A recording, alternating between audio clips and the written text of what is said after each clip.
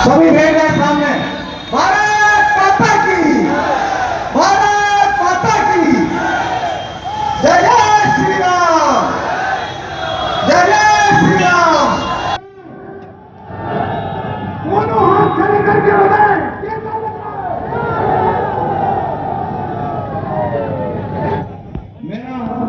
मुझे पता है मुझे पता है ये जगह कम पढ़ने वाली है। मैं जानता हूं ये जगह कम पड़ेगी, लेकिन फिर भी क्योंकि भैया ने इस जगह का नामकरण किया है। इसको महाराणा प्रताप सर्किल कहा जाता था। आपने इसे महाराणा प्रताप चौक कहा और आज से ये इलाका महाराणा प्रताप चौक के नाम से जाना जाएगा।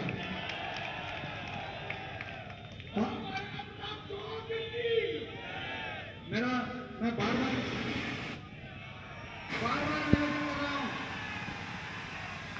जबरदस्त जोश और उत्साह टाइगर राजा भैया के सम्मान में है।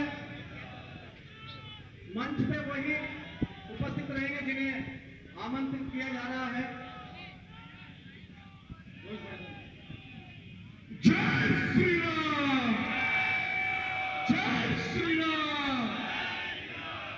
आज कोटा की इस धरती पर हिंदू हृदय सम्राट टाइगर राजा सिंह जी के स्वागत में इस भव्य विशाल वाहन रैली में पधारे हुए सभी भक्तों का स्वागत है। सभी से निवेदन है, आग्रह करूंगा राजा भैया से कि वो महाराणा प्रताप की प्रतिमा पर माल्यार्पण करें। हेमंत भाई साहब, बाबा शैलेंद्र जी।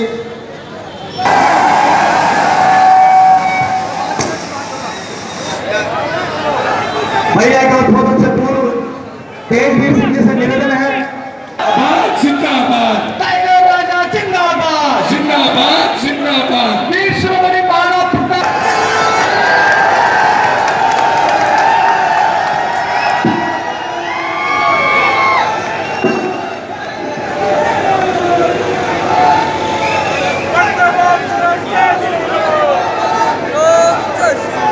भैया पीछे हो जाओ, पीछे हो जाओ सब। जय श्री राम, जय श्री राम। भारत माता की, भारत माता की जय। शिवा सरदार की, जय शिवा सरदार की। पीछे हो जाओ, पीछे। आज महाराणा प्रताप जी के जन्मोत्सव के शुभ अवसर पर राजस्थान के कोटा के जितने भी हिंदू वीर पधारे हैं, मैं आप सबको प्रणाम करता हूं, धन्यवाद प्रकट करता हूं। मंच पर उपस्थित संत शिरोमणि बाबा शैलेंद्र जी, महामंडलेश्वर साध्वी हेमा सरस्वती जी, पूर्व सांसद इंजय राज सिंह जी, विधायक कल्पना देवी जी, संदीप शर्मा जी, हेमंत कृष्ण विजय, समाज के तत्वाधान में वीर शिरोमणि महाराणा प्रताप के इस जन्मोत्सव कार्यक्रम बहुत ही धूमधाम से चल रहा है। मैं स्टार्टिंग से देख रहा हूं, कार्यकर्ताओं में जोश बहुत ज्यादा है।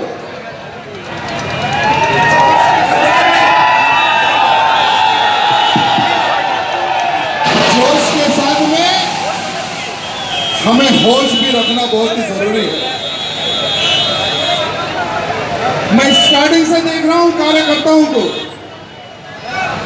कि नाचते गाते झूमते महाराणा प्रताप का नारा लगाते हुए, जयकारा लगाते हुए कार्यकर्ता आगे बढ़ रहे थे। भारतीय इतिहास में राजस्थान के हिंदू वीरों का एक अलग ही इतिहास है। इस मिट्टी में शूरवीरों को जन्म दिया है। आपके इस गौरवशाली इतिहास पर पूरे देश को गर्व है। वीरों की इस भूमि पर ऐसे ऐसे शहर हैं जिन्होंने मुगलों को धूल चटाई है। आज उन्हीं शूरवीरों के बीच में मैं खड़ा हुआ हूं, जिसमें अगर हम इतिहास उठाकर देखेंगे राजस्थान का, तो राजस्थान में बप्पा रावल जी का जन्म हुआ, महाराणा कुंभा जी का जन्म हुआ, महाराणा सांगा जी का जन्म हुआ, उदय सिंह जी एवं वीर शिरोमणि महाराणा प्रताप जी का जन्म हुआ।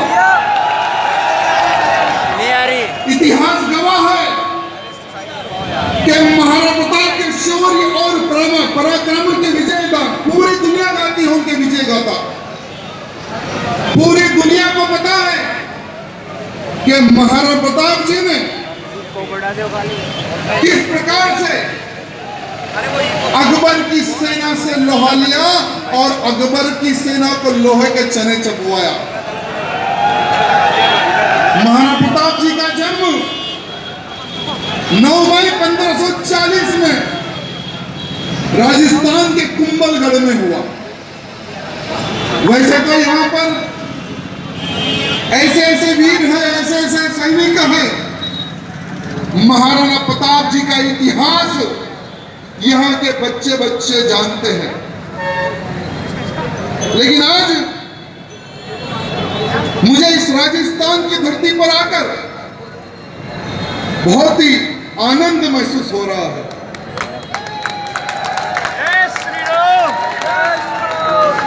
साथ ही साथ मैं आप सबसे एक निवेदन करने आया हूं। देश धर्म समाज की रक्षा के लिए जिस प्रकार से महाराणा प्रताप ने अकबर से लोहा लिया, उनकी संख्या बढ़ते जा रही है। वीरों की धरती है राजस्थान, शेरों की धरती है राजस्थान, और इस वीरों की धरती में कोई हमारे धर्म के खिलाफ बात करता है, कोई हमारे देश के खिलाफ बात करता है, तो मैं यहाँ के वीरों से ये निवेदन करना चाहता हूँ कि उनको मुंह तोड़ जवाब देने का कर्तव्य आप सबका होता है। अरे हल्दी घाटी का युद्ध हो या दिवेर का युद्ध हो, महाराणा प्रताप जी ने किस प्रकार से अपना शौर्य दिखाया था, वो स्पीकर को चोरा चढ़ गया। याद करने की आवश्यकता है। वो अकबर ना तीर से डरता था, ना तलवार से डरता था, लेकिन महाराणा प्रताप जी के भय से वो रातों को नहीं सोता था। वो अकबर अपने सैनिकों को कहता था कि रात के समय पर कोई भी महाराणा प्रताप जी के बारे में बात ना करे, क्योंकि मुझे नींद नहीं आती है। महाराणा प्रताप मेरे सपनों में आता है, मुझे डराता है, धमकाता है और मुझे मार देता है। अरे अकबर में इतनी ताकत नहीं थी, इतनी हिम्मत नहीं थी कि महाराणा प्रताप का आमना सामना कर सके। अरे गद्दार तो हमारे ही दामन में थे, नहीं तो कोई शक्ति महाराणा प्रताप को रोक नहीं सकती थी। वो समय पर भी गद्दार थे और ये समय पर भी गद्दार है। अरे ये गोल टोपी वाले तो दिख जाते हैं, लेकिन तिलक लगाकर जो हमारे पीछे जो छुरा भोंकने का जो कार्य करते हैं, ये गद्दारों को पहचानने की आवश्यकता है आज। अरे 18,000 की हमारे महाराणा प्रताप की सेना, हल्दी घाटी का युद्ध हुआ, 18,000 की हिंदुओं की सेना, महाराणा प्रताप की सेना और 50,000 अकबर की सेना। 50,000 अकबर की सेना का नेतृत्व कौन कर रहा था? हमारे देश का गद्दार मान सिंह कर रहा था।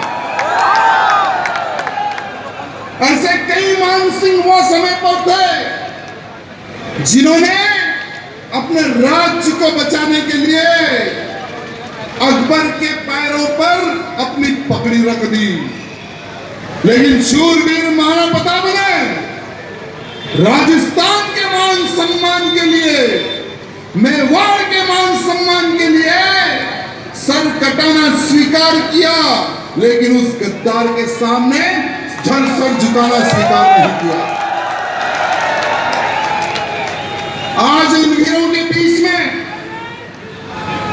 मुझे आकर बहुत ही खुशी महसूस होती है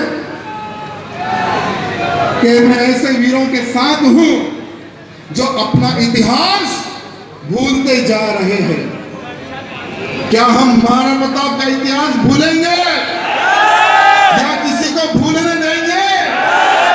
महाराणा प्रताप का इतिहास, लेकिन यहां के कुछ गद्दार नेताएं बदलने की कोशिश करते हैं। यहां के नपुंसक नेता कहते हैं कि महाराणा प्रताप जी ने अपने परिवार के लिए युद्ध लड़ा, अपने राज्य के युद्ध लड़ा। उनका धर्म से, देश से कोई लेना देना नहीं है। तो मैं उन गद्दारों को कहना चाहूंगा कि हमारे राजस्थान में ऐसे कई किले हैं और ऐसे कई म्यूजियम हैं।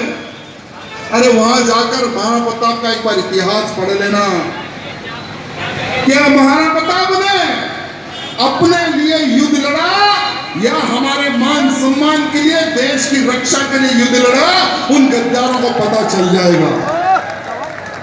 लेकिन दुख होता है कि जब भी कोई नेता हमारे मान सम्मान, इतिहास को छोड़ने की बात करता है, इतिहास को बदलने की बात करता है, तो हमारे यहाँ के शूरवीर, हमारे सैनिक सिर्फ सोशल मीडिया के माध्यम से उनको जवाब देते हैं। मेरे भाइयों, सोशल मीडिया के माध्यम से ये लोग सुनने वाले नहीं है। इन नेताओं को भरे चौरस्ते पर चप्पलों का हार डालकर मारने की आवश्यकता है। अरे महाराणा प्रताप ने हमारे राजस्थान के मान सम्मान के लिए जंगल में रहना पसंद किया, अपने राज्य का त्याग किया, लेकिन उन्होंने कभी सर नहीं झुकाया। हर बार मुगलों से लड़ाई लड़ी, हर बार अकबर की सेना को लोहे के चने चबाया। अरे अकबर तो एक नपुंसक था मेरे भाइयों, जो सिर्फ पीछे से वार करना जानता था, लेकिन कभी आगे से वो लड़ाई नहीं लड़ा उसने। आज हम महाराणा प्रताप जी के 483वां जन्मदिन मना रहे हैं। यानी लगभग सालों बीत गए, लेकिन किसी की हिम्मत नहीं हुई कि महाराणा प्रताप का इतिहास कोई बदल सके। अरे महाराणा प्रताप जी ने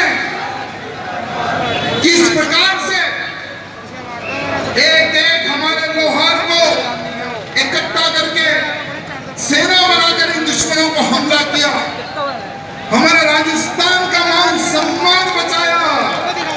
उसी प्रकार से आज हमारे राजस्थान में एक पीएफआई नाम का एक संगठन है। ये पीएफआई जो केंद्र द्वारा बैंड संगठन है, इनके पैर हमारे राजस्थान में फैलते जा रहे हैं। अगर इनके पैर फैलेंगे तो हमारा राजस्थान सुरक्षित नहीं रहेगा, ये बात ध्यान रखना। मैंने सुना है कि कुछ महीनों पहले पीएफआई नाम का एक संगठन, उन्होंने एक शक्ति प्रदर्शन किया। वो आतंकवादी संगठन को शक्ति प्रदर्शन करने का परमिशन आखिर किसने दिया? और जब महाराणा प्रताप जी के जन्म उत्सव के शुभ अवसर पर गिर जाएगी लाइट के हम तारे वहाँ पे। शोभा यात्रा निकालने का प्रयत्न करते हैं तो बड़े बड़े पुलिस के ऑफिसरों के हम चक्कर काटना पड़ता है,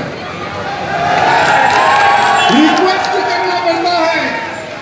ये क्या हो रहा है हमारे राजस्थान में?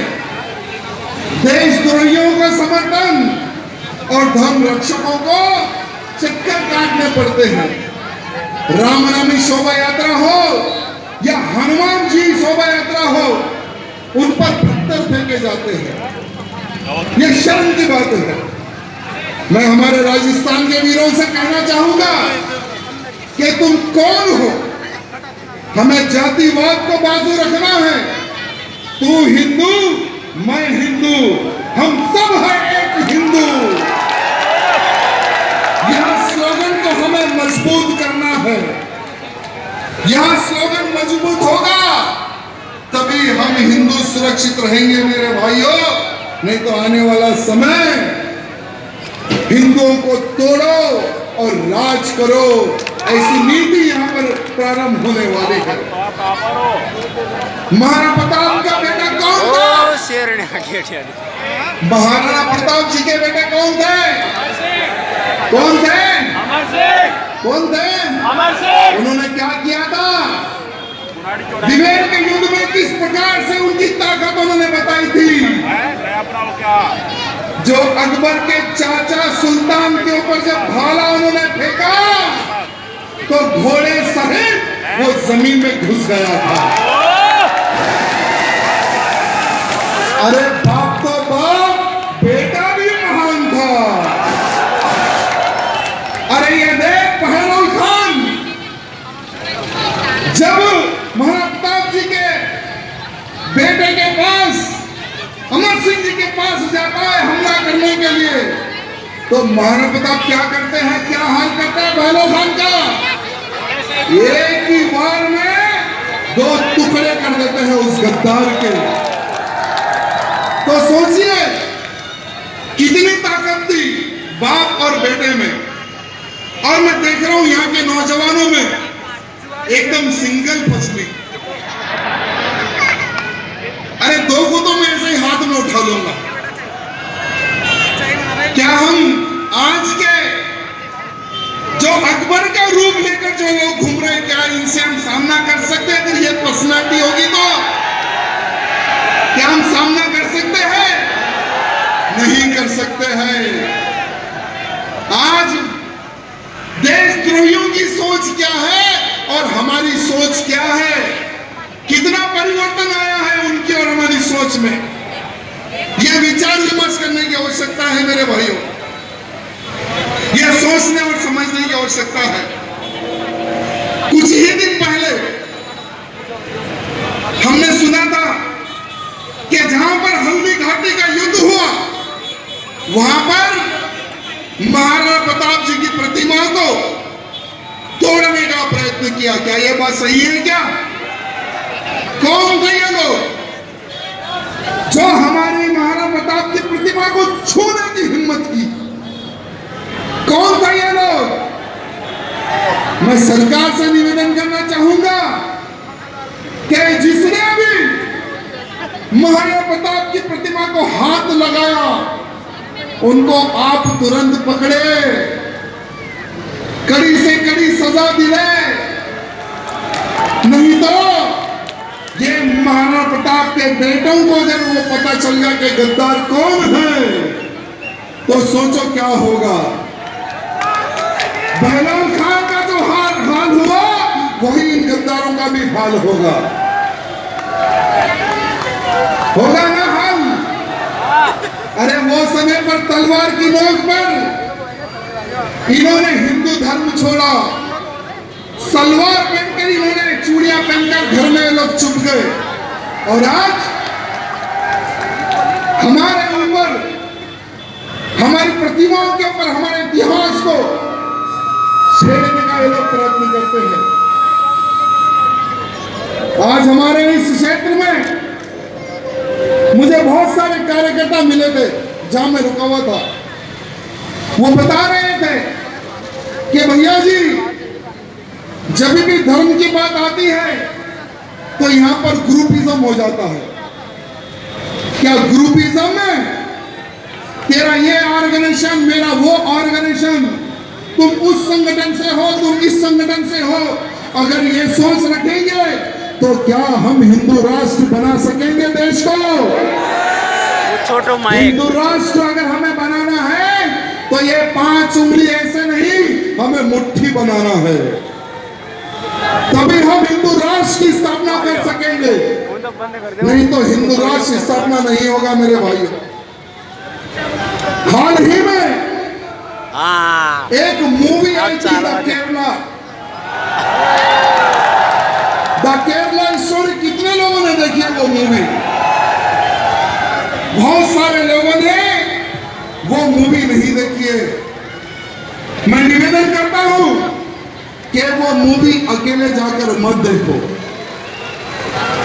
अकेले जाकर मत देखो, अपने परिवार सहित वो मूवी जाकर देखो। क्या हुआ केरला मूवी में? क्या हुआ? क्या हमारे राजस्थान में क्या लव जिहाद क्या नहीं हो रहा है? क्या नहीं हो रहा है? द केरला मूवी में सिर्फ 5% ही बताया गया कि केरला में किस प्रकार से 32,000 महिलाओं को झूठे प्यार के जाल में फंसाकर कन्वर्ट किया गया। 32,000। अगर जो कंप्लेंट हुआ सिर्फ उन्हीं का डाटा है, जो कंप्लेंट नहीं हुआ और कितना डाटा होगा आप सोच सकते हो। बहुत सारी लड़कियां, सिर्फ राजस्थान नहीं, आज पूरे भारत में ये पीएफआई का जाल फैलते जा रहा है मेरे भाइयों। ये पीएफआई का जाल हिंदू लड़कियों को सिर्फ अब्दुल से खतरा नहीं है, काले कपड़े पहने आयशा से भी खतरा है। ये बात हमारी बहन बेटियों को बताना कि आप कॉलेज जाओ या हॉस्टल में रहो या कहीं पे काम पर जाओ, लेकिन ये चीज का ध्यान रखना कि हमें कैसे लोगों से दोस्ती रखना है और कैसे लोगों से दूरी बनाना है। या नहीं तो एक बार का केरला फाइल मूवी बता दो, उन लड़कियों को पता चल जाएगा कि अगर हम इनसे दोस्ती करेंगे तो हमारा भविष्य क्या होगा, क्या होगा। चाहे वो अब्दुल हो, चाहे वो आफ्ताब हो, इन सब ने एक ही किताब पढ़ी है जो अनेकों प्रकार का जिहाद सिखाती है, जो अनेकों प्रकार का जिहाद सिखाती है। उत्तर प्रदेश, मध्य प्रदेश, ये 2 राज्य में लव जिहाद के नाम पर कठोर कानून है मेरे भाइयों। हाल ही में मैंने एक केस देखा था, उत्तर प्रदेश की एक लड़की को लव जिहाद के नाम पर फंसाकर वो राजस्थान लेकर आता है, क्योंकि उसको पता है कि अगर उत्तर प्रदेश में वो लव जिहाद करेगा तो उसके घर बुलडोजर आएगा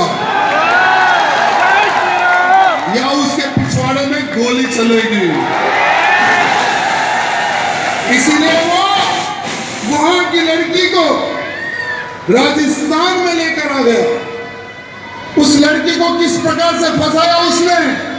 सोशल मीडिया के माध्यम से। सोशल मीडिया में, इंस्टाग्राम में वहां लड़की को फंसाता है और उसको फंसाकर यहां पर लेकर आता है।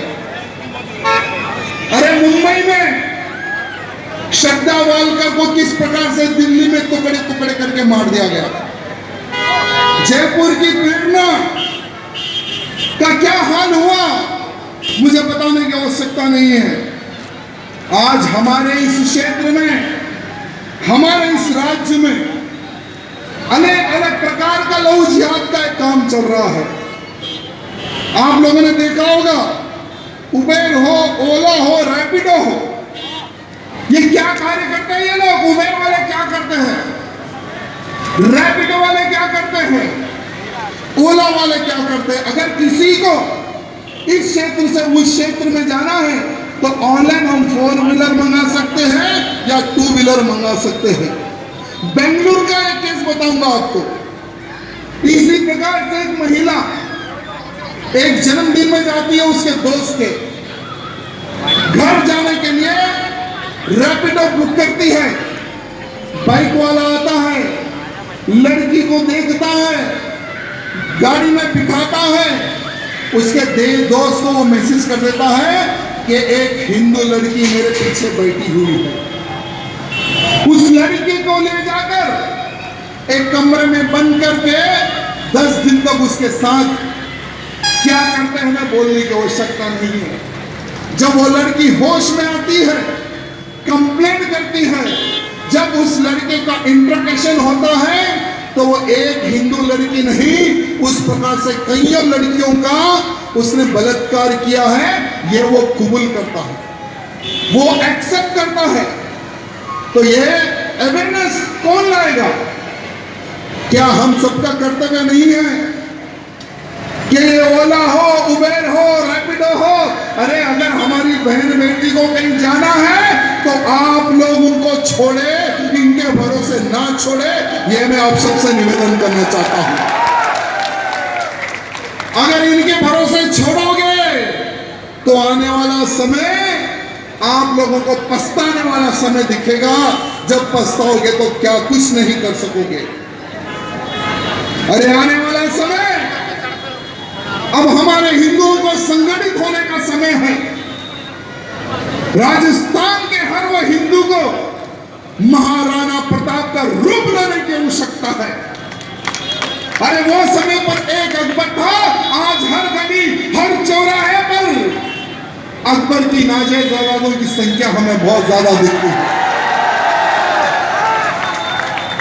हमें किसी से पंगा नहीं है, हमें किसी से दुश्मनी नहीं है, लेकिन अगर हमारी बहन बेटी, अगर हमारी गौ माता के तरफ अगर उंगली उठा के देखोगे, आंख उठाकर देखोगे, तो तुम जो भाषा समझोगे हम वही भाषा समझाएंगे। कुछ लोग कहते हैं कि ये लोग हिंदू है, कुछ नहीं कर सकते। अरे ये हिंदू कुछ नहीं कर सकते, ये धारा 370 नहीं हटा सकते। धारा 370 हटी ना, अयोध्या में भव्य राम मंदिर बन रहा है ना, काशी और मथुरा में भव्य मंदिर बनेगा ना। अब वो दिन दूर नहीं कि धीरेन्द्र शास्त्री जी, भागेश्वर धाम के महाराज जी अखंड हिंदू राष्ट्र बनाएंगे, उसमें हम सब लोग सम्मिलित होंगे। हमारे भारत को एक अखंड हिंदू राष्ट्र बनाएंगे, वो दिन दूर नहीं है मेरे भाइयों। अरे बहुत लोगों को वहम था कि कुछ नहीं कर सकेंगे, अब उन लोगों का वहम दूर हो गया। अब उन लोगों का वहम दूर हो गया कि अब उनको समझ में आ गया कि भारत अब हिंदू राष्ट्र बनने जा रहा है। मैं हमारे नेताओं को कहना चाहूंगा और यहां की जनता को कहना चाहूंगा, आने वाला कभी भी चुनाव हो, जो नेता आपके पास आएगा उस नेता को कहना जो हिंदुत्व की बात करेगा उसी को हमारा सहयोग मिलेगा। जो हिंदू राष्ट्र के लिए आवाज उठाएगा उसी को हमारा सहयोग मिलेगा। नहीं तो जा भैया, हमें तेरे जैसे नेता नहीं चाहिए। क्या हमें सेकुलर नेता चाहिए क्या?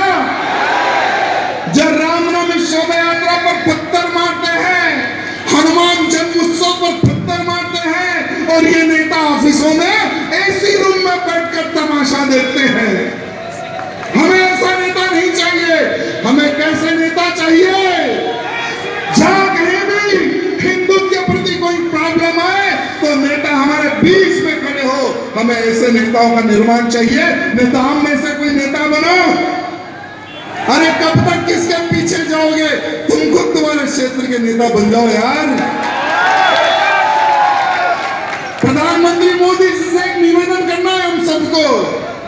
प्रधानमंत्री मोदी जी से एक निवेदन करना है हम सबको कि मोदी जी, पूरे देश की ट्रैफिक बहुत बढ़ते जा रही है। ट्रैफिक जहां देखो वहां ट्रैफिक, जहां देखो वहां पंचर बनाने वाला, जहां देखो वहां भीड़ मरने वाला। इतनी संख्या बढ़ गई है कि आने वाले समय में जनसंख्या के ऊपर एक कानून बनाई दो मोदी जी।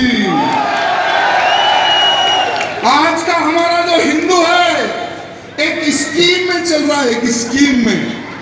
वो स्कीम क्या है? हम दो बस, हम दो हमारे दो, यानी हम हमारे बेटे को इंजीनियर बनाएंगे, हम हमारे बेटे को डॉक्टर बनाएंगे, नहीं तो ऐसा बड़ा साहेब पुलिस वाला बना देंगे। बनाओ यार, सोचो। लेकिन एक बात तो ये तो सोचो कि हम 50, हमारे 50, यानी हम 5 और हमारे 50 वालों में क्या करें? आज देखिए, आज अलग से एक स्कीम चल रही है, तुम 5 शादियां करो और उनके 50 पैदा करो। इसलिए देश की ट्रैफिक बढ़ते जा रही है। तो मोदी जी से प्रार्थना करना है ना देश की ट्रैफिक कम करने के लिए। तो मोदी जी का एक ट्विटर अकाउंट है और मोदी जी सोशल मीडिया में बहुत एक्टिव है। हर छोटे से कार्यकर्ता का भी मैसेज देते हैं। इसलिए वो रेडियो में आकर उस कार्यकर्ता की जो बात अच्छी लगती है उसको टीवी में बोल देते हैं। तो शायद आप में से किसी कार्यकर्ता की बात पसंद आ जाए मोदी जी को कि मोदी जी, शहर की ट्रैफिक बढ़ रही है, देश की ट्रैफिक बढ़ रही है, गाड़ी पंक्चर कम लेकिन पंक्चर बनाने वालों की संख्या बढ़ रही है। हम तो हमारे स्कीम बहुत अच्छी है, लेकिन पूरे भारत में जितने लोग रहते हैं ये स्कीम सब में इंप्लीमेंट हो जाए तो देश की संख्या में भी थोड़ा कंट्रोल आएगा। साथ ही साथ यहाँ पर बहुत सारे नौजवान हैं जो गौ माता की रक्षा भी करते हैं और गौ माता की पूजा भी करते हैं। आपको पता है कि गौ माता में 33 करोड़ देवी देवताओं का वास होता है। एक समय देखा है हमने कि राजस्थान में गौ माता को नहीं काटा जाता था, प्रतिबंध था, लेकिन अब पता नहीं वो प्रतिबंध है या हट गया। लेकिन आज भी कई ऐसे कार्यकर्ता मुझे मिले थे कि भैया छोटी छोटी गैया मैया को काटा जा रहा है, गैया मैया के बच्चों को काटा जा रहा है। बगल में जब हम वो ट्रक को रोकने जाते हैं तो ट्रक के अंदर हथियार लेकर वो कसाई बैठता है। हम क्या करें? दिल जलता है। हमारी मैया को हमारे सामने काटने के लिए ले जाते हैं, क्या करें भैया? वो कार्यकर्ता ने मुझे पूछा तो कार्यकर्ता को हमने बताया कि बेटा हैदराबाद में भी ऐसे ही होता था, हैदराबाद में भी ऐसे ही होता था। हैदराबाद में कसाईयों को वही लारी में हमने उल्टा लटकाया, एक नहीं दो नहीं, जहां गाय कटने जाती थी वहां पर सेना लेकर ठहर के गौ माता की रक्षा के लिए हम लारी रोकते थे। जितने कसाई हथियार लेकर खड़े होते थे उन सबको नंगा उल्टा लटकाते थे। अब हैदराबाद में एक ऐसा भय का वातावरण पैदा हो गया कि वो लोग देखते हैं कहीं राजा सिंह का आदमी कहीं रोड पे है क्या, पहले मालूम करो, कहीं हाईवे पे है क्या या कहीं चेक पोस्ट पे है क्या, मालूम करो।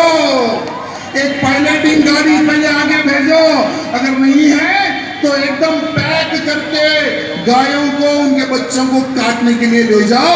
आज ये भय हैदराबाद में बना हुआ है, पूरे तेलंगाना में बना हुआ है। इसका रिजल्ट इतना अच्छा सा कार्य कैसा हो रहा है तेलंगाना में? क्या तेलंगाना में कभी हमारी सरकार बनी क्या? 2018 में चुनाव हुआ, 119 विधानसभा है हमारे तेलंगाना में। 2018 में चुनाव हुआ, लेकिन दुर्भाग्य मैं अकेला जीत कर आया, अकेला हूं, लेकिन वहां के हिंदुओं की ताकत मेरे साथ है। मेरी विधानसभा की जनता की ताकत मेरे साथ है, और कहते हैं कि भैया जहां जरूरत पड़ेगी हजारों कार्यकर्ता रोड ब्लॉक कर देंगे। हमने वहां पर जातिवाद को खत्म करने का प्रयत्न किया, सभी संगठन को एक करने का प्रयत्न किया। इस बार रामनवमी में तो इतिहास हमने रच दिया, राम भक्तों ने इतिहास रच दिया। 10 लाख से ऊपर रामनवमी शोभा यात्रा में कार्यकर्ता सम्मिलित हुए मेरे भाई। अरे जिस क्षेत्र से रामनवमी शोभा यात्रा निकलती है, उस क्षेत्र में कोई व्हाइट टोपी वाला नहीं दिखता मेरे भाई। ये ताकत हैदराबाद के हिंदू बता सकते हैं। अरे ये तो शूरवीरों की धरती है राजस्थान। क्या यहाँ पर ये ताकत क्या हम नहीं बता सकते हैं? क्या यहाँ पर संगठन हम नहीं बता सकते हैं? क्या यहाँ पर हम लोग जातिवाद को और हम इस ऑर्गेनाइजेशन उस ऑर्गेनाइजेशन को बाजू रखकर क्या हम एक हो नहीं सकते? मैं सभी से निवेदन करना चाहता हूं, अगर आपको ज्ञान चाहिए तो राष्ट्रीय स्वयंसेवक संघ से जुड़िए। अगर आपको धर्म का प्रचार करना है तो विश्व हिंदू परिषद से जुड़िए। अगर किसी लव जिहादी को ठोकना है तो बजरंग दल से जुड़िए। हमने सुना है कि बजरंग दल को बैन करने की बात यहाँ के नेता कर रहे हैं। जहां जहां पर धर्मद्रोही नेताएं हैं वो बजरंग दल को बैन करने की बात कर रहे हैं। तो मैं उन नेताओं को कहना चाहूंगा कि इतिहास याद कर लो बेटा। रावण ने भी हनुमान जी को पकड़ने की सोच रखी थी। रावण ने हनुमान जी को पकड़ने की सोच रखी थी। जब पकड़ा तो क्या हुआ? लंका का जल के राख हो गई लंका। और आज के कुछ गद्दार बजरंग सेना, बजरंग बली की सेना बजरंग दल को बैन करने की बात कर रहे हैं। अरे अगर यही कार्यकर्ता अगर वानर सेना का रूप ले लिए तो सोचो तुम्हारी लंका को कौन बचाएगा? कौन बचाएगा तुम्हारी लंका को? क्या आप सब लोग हिंदू राष्ट्र चाहते हो? हिंदू राष्ट्र चाहते हो? अपने फोन की टॉर्च लाइट खोल के बताओ। रात में तारे जमीन पर दिखने चाहिए। रात में तारे जमीन पर दिखना चाहिए। और हमें प्रधानमंत्री मोदी जी एवं उन तमाम नेताओं को यह बताना चाहता हूं कि अब हिंदू राष्ट्र बनने से कोई ताकत रोक नहीं सकती। भारत देश को अखंड हिंदू राष्ट्र बनने से कोई ताकत रोक नहीं सकती। अब की बार भारत देश को हिंदू राष्ट्र घोषित करे। हमें यह स्लोगन सोशल मीडिया के माध्यम से मोदी जी तक पहुंचाना है, उन नेताओं तक पहुंचाना है जो सेकुलर है। सेकुलरिज्म नहीं चलेगा। अब भारत में, अब राजस्थान में सिर्फ हिंदू राज चलेगा। हिंदू की बात चलेगी, दूसरी कोई बात नहीं चलेगी। भारत माता की, भारत माता की जय। शिवा सरदार की जय। शिवा सरदार की जय। जय जय जय जय श्री राम। जय जय जय जय जय श्री राम। जय जय जय जय जय श्री राम। बहुत बहुत धन्यवाद जो आप लोगों ने इतनी बड़ी संख्या में आकर यहाँ कार्यक्रम को जो आप लोगों ने सफल किया है। इसके लिए मैं आप सबको हृदय से धन्यवाद प्रकट करता हूं और प्रार्थना करता हूं, जब कभी भी कोई भी धर्म कार्य हो, शोभा यात्रा हो, इसी प्रकार से संगठित होकर उस शोभा यात्रा को सफल बनाना है और उन तमाम धर्म सभाओं को भी सफल बनाना है। ये मैं आप सबसे निवेदन करना चाहता हूं। धन्यवाद। जय सिया राम। पीछे हो जाए, सब पीछे हो जाए, भैया विराजे। और मैं हमारे जो साथी हैं तेजवीर सिंह जी, सत्येंद्र बना, वो दुपट्टा पहनाकर तमाम हमारे जो यहाँ अतिथि हैं उनको दुपट्टा पहना के स्वागत करें। राजू सुमन जी, अनिल जी तिवारी, सब जितने भी हमारे यहाँ